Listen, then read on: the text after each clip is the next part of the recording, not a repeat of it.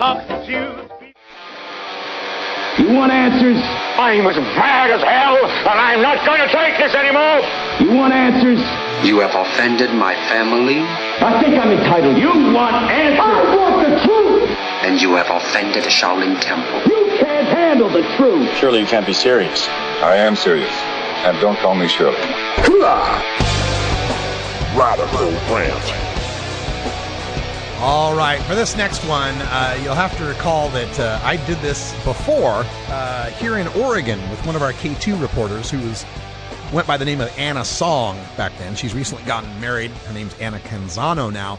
But in her investigation, turns out that she's had multiple car wrecks and had a painful back from these multiple car wrecks and scoliosis that she was born with.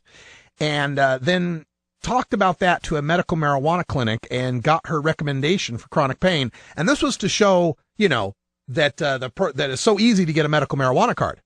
And I kind of laughed at it and made a video on it and thought, that would be enough. I thought that would be enough to shame some of these news organizations. But no, they're using the same exact play over at CBS 5 in Phoenix. Now, the reporter there's by the name of Morgan Lowe. And what he did, this was a segment that they put on the evening news in Arizona to talk about how it's only the young and healthy people. It's mostly young and healthy people getting their medical marijuana cards. It's not really for the sick and dying, right? So to prove this, Morgan Lowe, this reporter, went undercover and told a doctor he's had back pain for months. Pain, he said, was distracting. Said it limits his ability to run. Then later, after he gets his card, in the gotcha moment, he goes back to that doctor as a reporter and says, I mean, really, does that qualify, really? A sore back? Well, the guy went to a chiropractor's office complaining about pain he's had for months. Then he complained about that pain to his doctor, about this pain that had lasted for months, and then said it was chronic and severe pain, and checked a box on the application for medical marijuana for severe and chronic pain, and a form that says the information provided in the application is true and correct. So basically, he told Arizona that he had severe and chronic pain, and he was able to get a medical marijuana card for severe and chronic pain. Wow, what a scandal.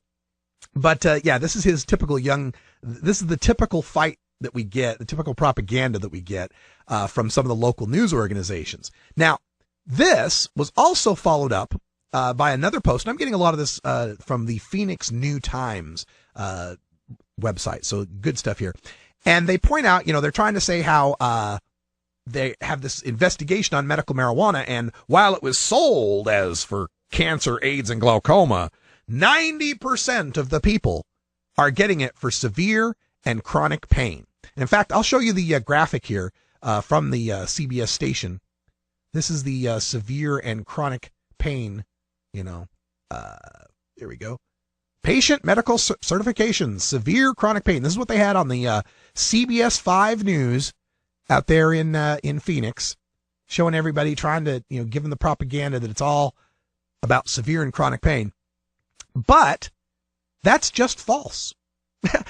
The Arizona Department of Health Services, let me give you his quote first. His quote is, 90% of the certifications are for severe and chronic pain, not cancer, AIDS, glaucoma, ALS, or any of the other specific illnesses that qualify someone for medical marijuana, end quote. Well, that's false. In the Arizona Department of Health Services, they have the statistics for the medical marijuana program. 71.57% of the people in the state's medical marijuana program cited chronic pain as their only debilitating condition. And a little less than 20% of the cardholders have two conditions, which means they do have cancer, AIDS, glaucoma, ALS, Crohn's, severe muscle spasm, Hep C, Alzheimer's. And guess what? Those diseases cause a little bit of pain. So the other thing he likes to say is that this is Morgan Lowe, the propagandist for the Phoenix CBS 5 News, said, quote, there are more 18 to 30-year-olds with medical marijuana cards than in any other age group. But what he didn't tell people is that the other age groups are 10-year ranges.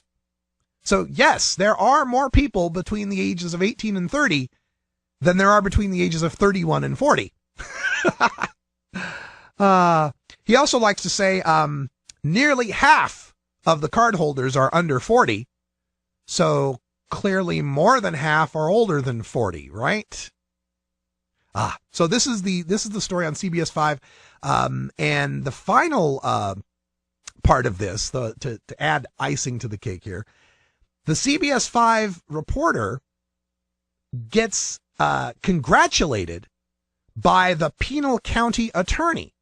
Pinal County, the county that Phoenix is located in, right? The county attorney, Lando Voiles, wrote a thank you note to CBS 5.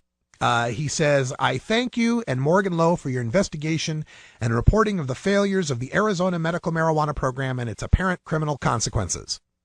As stated in the story, qualifying cardholders claiming severe and chronic pain account for 90% of all cardholders, and those applying and receiving cards, 90% of all cardholders and those applying and receiving cards. 18 to 30-year-olds represent the largest demographic holding medical marijuana cards, and nearly half are under 40 years old.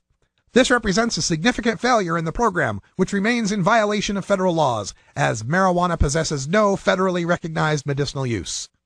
Due to KPHO-TV CBS 5's airing of the story and exposing systematic problems with the program, the public is more aware of loopholes enabling apparent recreational use of marijuana, a Schedule I substance. Thank you, and please let me know if I may provide you with information on this matter, as the flawed implementation of this federally illegal matter impacts our communities by encouraging marijuana usage with our youth and organized crime on our streets." All right, so now you've got the politics mixing with the media here to spread a disinformation campaign about the Arizona medical marijuana program. First of all, it's getting tougher and tougher for me to come back to these medical marijuana arguments because I'm so past medical marijuana at this point. I'm so tired of hashing out and drawing the lines between who's sick and debilitated enough to not put in a cage and who's healthy and young enough to go ahead and ruin their lives over marijuana use. This continued use of the medical marijuana aspect of this fight continues to divide us, and it continues to shore up their point that marijuana is bad. It continues to shore up their point that marijuana use must be reduced or stopped. When we say medical use of marijuana, we're again going back to the why, and we're trying to come up with an excuse that it's okay to use this bad, evil, wicked thing. And so long as we continue to do that, we will continue to end up in these situations where we have to fight rearguard actions to defend the beachhead that we've established with medical marijuana. 90% of cardholders are getting it for chronic pain. No, it's really only 75%. How does that help our argument a whole bunch? So now we have to admit 3 out of 4 people are getting it for chronic pain when they've set up the frame that getting it for chronic pain is somehow a fraud, a fake, a sham, or a bad thing. When in scientific reality, we've got more peer-reviewed research documenting the use of marijuana for chronic pain than just about any condition outside of nausea. There's more definite scientific evidence, especially for things like neuropathic pain. But so long as we have to fight in this medical marijuana playground, we have to say, no, it's real chronic pain. It's really, really bad chronic pain. And then the game becomes, well, how bad is your chronic pain? Then it becomes an evaluation of just how miserable are you. And again, some people whose pain may not be so devastating, but is greatly relieved by marijuana, get left behind, get thrown under the bus, if you will. So it's hard for me to keep coming back to this, but I will for a second here. The whole chronic pain issue for this guy, what he has to understand is that you have to provide documentation of this.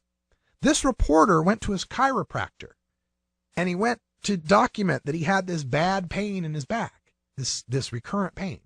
And then he had to go to a medical marijuana clinic and see that doctor and have that reviewed.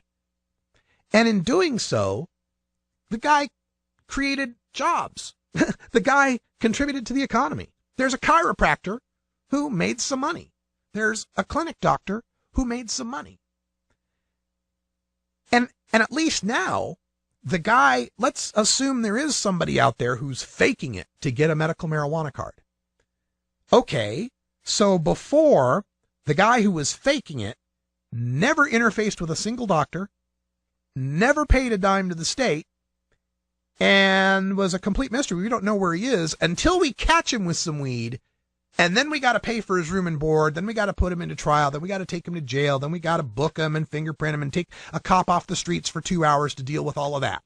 That was the before. Now, you got a guy going to a chiropractor, a doctor, paying a fee to a state, shopping at a state-run dispensary where they can have some control, where the money from that is definitely not going to go to the black market. And this is somehow a bad thing.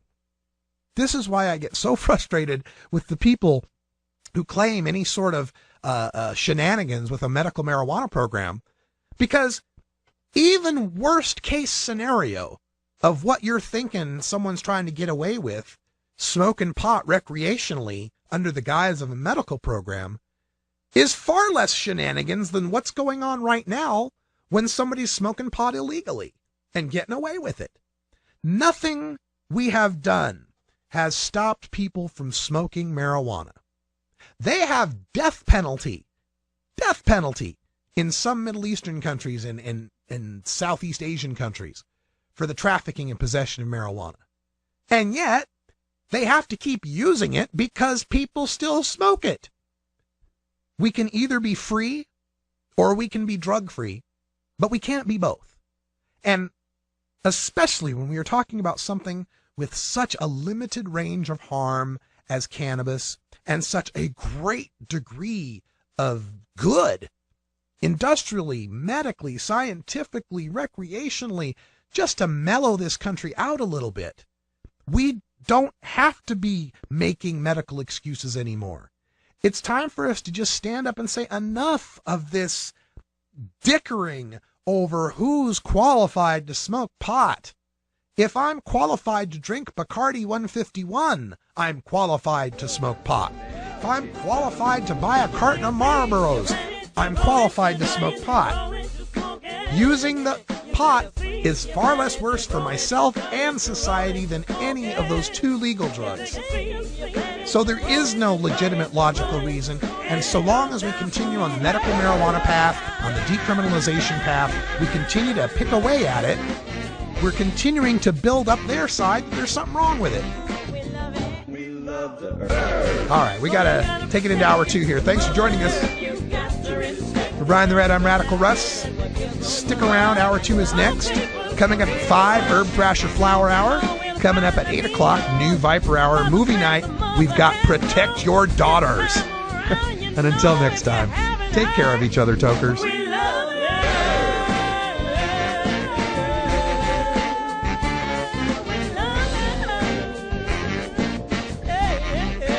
This is the Russ Belville Show.